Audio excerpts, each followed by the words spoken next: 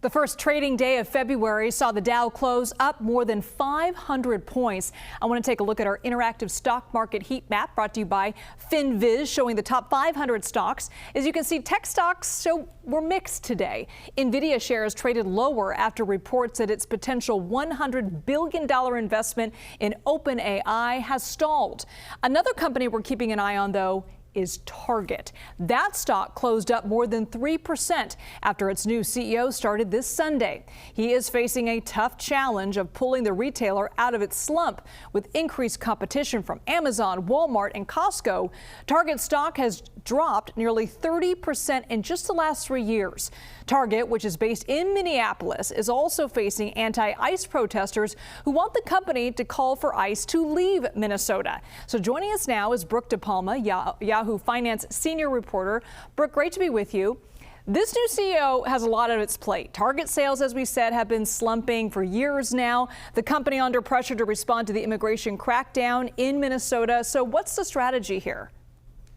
Well, Liz, Michael Fiddelke is a 20-year veteran at Target, so he's stepping in without kind of cold feet. He's jumping right into the job here. Keep in mind that not only is he a 20-year veteran, but he also served most recently as the former chief operating officer. And so he's no new player to this game that Target is currently facing. The company has seen 3 consecutive quarters of same-store sales decline. On top of that, really for the past 3 years, as you noted, the company has seen low to single-digit increases, if any, at all. Now he's really focused on merchandise, guest experience, and technology, especially as it aims to compete with both Walmart and Amazon when it comes to delivery and convenience. But as you noted, Target is based in Minnesota.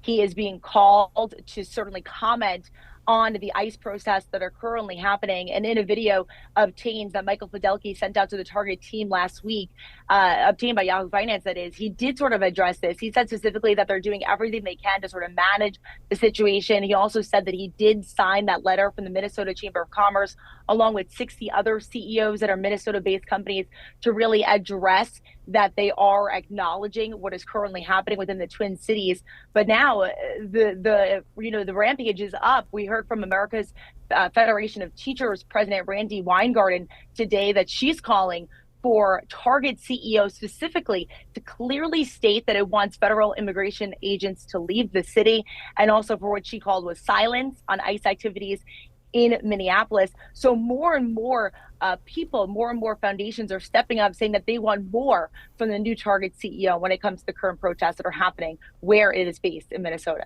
Yeah, he's got a big job. All right, let's talk about gold and silver. Last week, prices soared to record highs. Gold topped 5,500 last week. And then on Friday, it dropped to 4,500. Why the sudden drop, and what does Trump's nominee for Fed Chair Kevin Warsh have to do with it?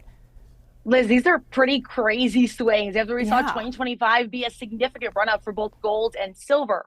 When you think about Kevin Warsh, the current nominee for the Fed chair, of course, has to go through Senate Banking Committee as well as overall approval from the Senate.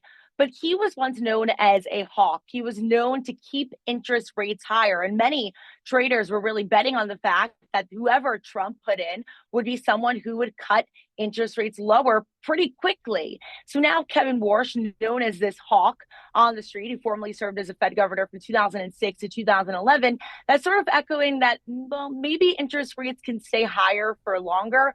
And that's why we saw these major swings in both silver and gold. Silver experiencing its worst day on record on Friday, now seeing a bit of a comeback today, but gold still under pressure after both of those commodities combined saw their biggest losses since the 1980s. And so wait to be seen, one, if he's confirmed, but also two, if he does sort of go to what Trump has been calling for, and that's cutting interest rates sooner than later.